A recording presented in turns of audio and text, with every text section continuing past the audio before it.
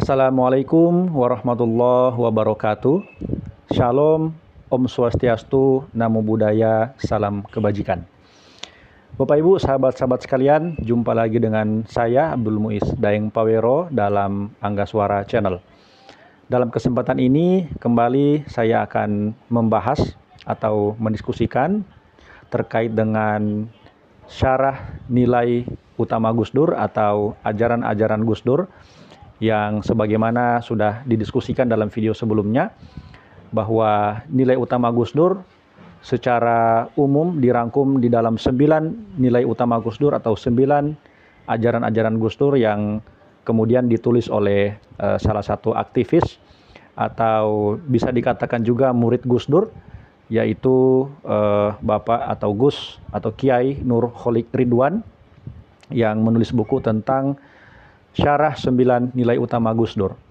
Di pertemuan-pertemuan sebelumnya saya telah menjelaskan nilai utama Gus Dur sampai dengan tahap keempat.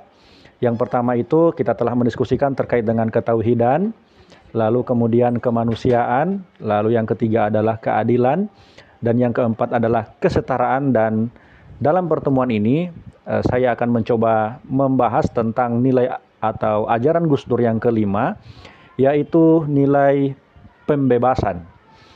Mudah-mudahan kita akan konsisten atau pembahasan-pembahasan di dalam nilai utama Gus Dur ini akan berlanjut sampai dengan nilai ke-9, sehingga dalam beberapa tahapan video yang nanti akan saya buat, ada sekaligus juga menjelaskan terkait dengan masing-masing nilai utama Gus Dur sampai dengan nilai yang ke-9.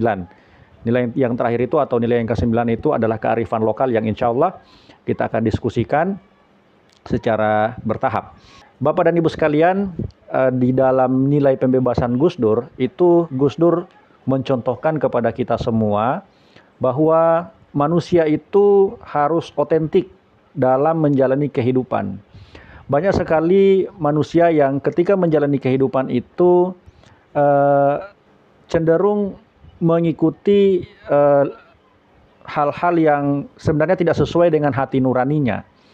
Jadi misalnya ada manusia yang ketika sebenarnya dia itu punya rasa untuk menyuarakan keadilan misalnya, atau punya kepedulian kepada orang lain, tetapi karena dia berada di lingkungan yang kemudian tidak membebaskan dia untuk mengekspresikan suara-suara keadilan itu, sehingga suara keadilan itu tidak keluar di dalam dirinya begitu. Kelima ini yang merupakan ajaran Gus Dur yang kelima bersumber dari pandangan bahwa setiap manusia itu memiliki tanggung jawab untuk menegakkan keadilan maupun kesetaraan. Jadi banyak sekali peristiwa-peristiwa yang kita lihat, baik itu peristiwa politik maupun di dalam aktivitas sosial, itu manusia itu terkadang merasa takut ketika ingin menyuarakan keadilan atau kesetaraan. Kita bisa melihat contoh misalnya di lingkungan lembaga pendidikan misalnya. Ada seorang siswa yang yaitu dalam tanda kutip tidak bisa menyesuaikan dengan teman-teman yang lainnya di dalam menerima pelajaran. Nah, biasanya siswa ini cenderung mendapatkan perlakuan yang tidak adil, misalnya perundungan atau bullying, lalu kemudian tindakan-tindakan yang tidak sesuai dengan norma-norma. Nah, maka dalam hal ini manusia itu harus otentik. Ketika sebenarnya manusia ini menurut ajaran yang kelima ini punya naluri untuk menyuarakan keadilan. Cuman karena dia tinggal di lingkungan yang tidak memungkinkan dia untuk menyuarakan keadilan, sehingga dia tidak bisa untuk menyuarakan keadilan. Contoh kecil misalnya ketika kita bekerja di satu organisasi misalnya, dan ketika kita misalnya melihat bahwa ada seseorang yang dekat dengan pimpinan organisasi misalnya yang melakukan tindakan yang tidak sesuai dengan norma-norma yang ditentukan oleh organisasi, maupun perilaku yang menyeleweng misalnya seperti itu. Nah, Si karyawan ini tentu tidak bisa menegur secara terang-terangan, karena kalau dia menegur secara terang-terangan maka pekerjaannya akan terancam, seperti itu. Dan itu memang banyak sekali terjadi di dalam lingkungan kita. Suara keadilan kita kebanyakan cuman simpan di dalam hati dan tidak bisa kita keluarkan karena lingkungan kita, baik itu lingkungan masyarakat, keluarga maupun tempat kita bekerja itu tidak memungkinkan atau tidak mendukung kita untuk menyuarakan keadilan itu. Ada beberapa poin, Bapak Ibu sekalian, sahabat-sahabat sekalian, yang dapat saya sampaikan terkait dengan nilai pembebasan ini yang menjadi ajaran Gus Dur yang kelima. Itu yang pertama adalah keadilan atau kesetaraan kesetaraan dan keadilan. Jadi poin pertama dari nilai pembebasan ini bahwa manusia itu pada prinsipnya harus memperlakukan manusia yang lain itu secara adil dan setara. Nah, ini berangkat dari firman Allah Subhanahu wa taala yang menegaskan kepada kita semua bahwa manusia itu sebagai khalifatul fil ard, atau manusia sebagai khalifah di muka bumi. Nah, dalam satu riwayat mengatakan bahwa manusia itu yang membedakan antara manusia yang satu dengan manusia yang lain itu hanya ketakwaannya atau perilakunya, begitu. Jadi perilaku yang dia lakukan di bumi inilah yang kemudian membedakan antara manusia yang satu dengan manusia yang lain.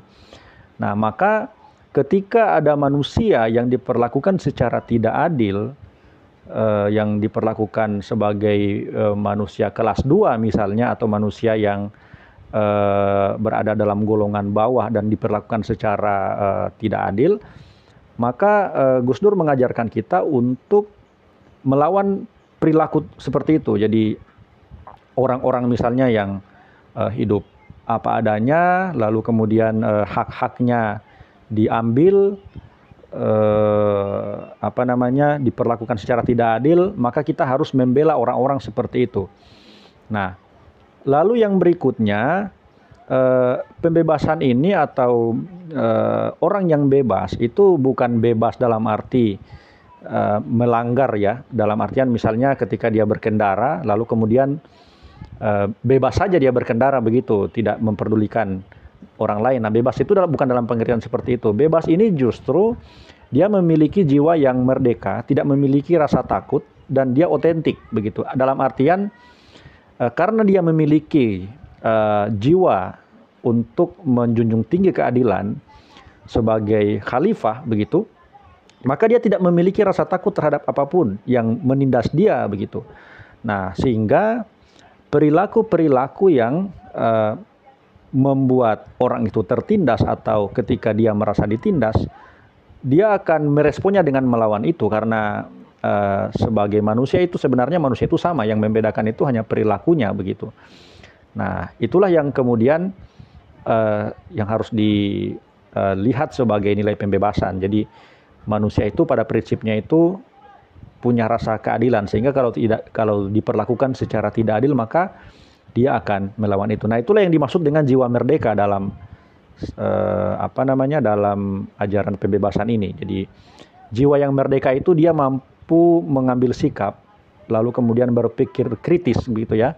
Tindak sesuai dengan prinsip-prinsip kemanusiaan dan keadilan, karena dia tahu bahwa sebagai manusia dia harus hidup dengan lurus begitu. Dia harus hidup sebagai manusia, sebagai utusan Tuhan, sebagai khalifatul fil ard gitu, atau sebagai pemimpin di muka bumi. Maka ketika dia melihat segala macam bentuk ketidakadilan dan penindasan, dia akan melawan itu begitu.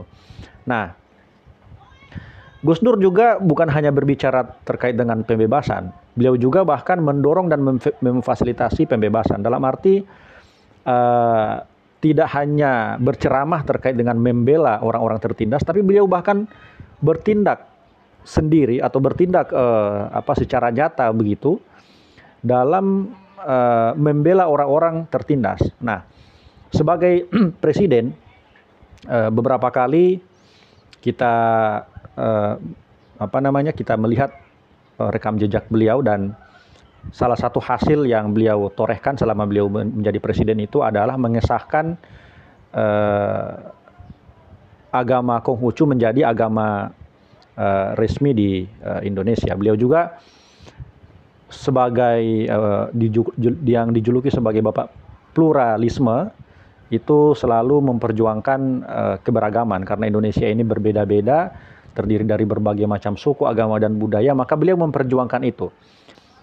Lalu berikutnya Gus Dur juga merupakan presiden, waktu beliau menjabat sebagai presiden, yang menghapus dui fungsi ABRI. Nah, di zaman Orde Baru, itu ABRI itu memiliki dua fungsi. Jadi selain sebagai aparat militer atau sebagai kekuatan militer, ABRI ini juga dianggap sebagai kekuatan politik di Indonesia. Nah, Gus Dur mencabut itu. Gus Dur mengembalikan ABRI sesuai dengan fungsinya sebagai kekuatan militer. Lalu Gus Dur juga memperjuangkan hak-hak minoritas.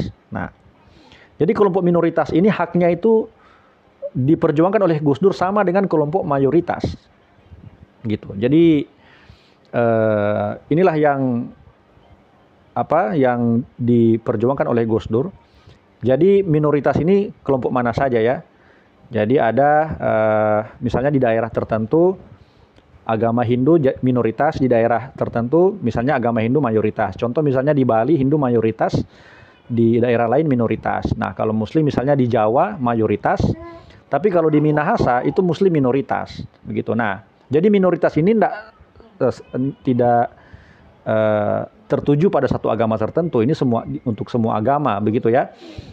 Nah, sehingga ketika Gus Dur menyuarakan hak-hak minoritas ini semua berdampak di seluruh Indonesia. Mulai dari Hindu yang ada di daerah lain, agama Buddha yang ada di daerah mayoritas Muslim, misalnya termasuk Muslim yang ada di daerah mayoritas Kristen yang ada di Minahasa. Gitu. Jadi tujuannya itu untuk semua wilayah atau semua daerah yang ada di Indonesia. Nah, lalu yang berikutnya Gus Dur juga mendorong kebebasan pers.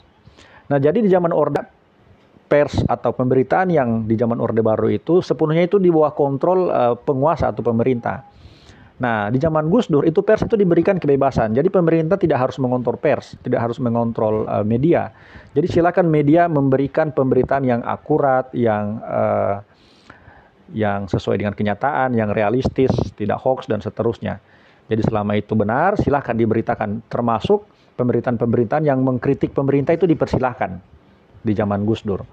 Nah, yang terakhir Gus Dur mendorong pemberdayaan masyarakat Papua. Jadi masyarakat Papua itu sangat terkenang dengan Gus Dur karena Gus Dur ini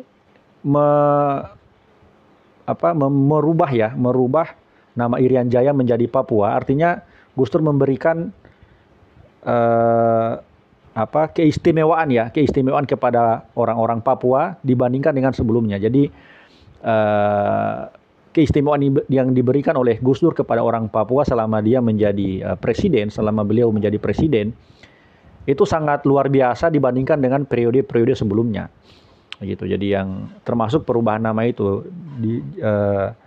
Jadi langkah yang dilakukan Gus Dur untuk merubah nama dari Irian Jaya menjadi Papua itu untuk menghargai aspirasi dari masyarakat Papua, termasuk juga untuk membebaskan masyarakat Papua dari marginalisasi politik maupun marginalisasi ekonomi.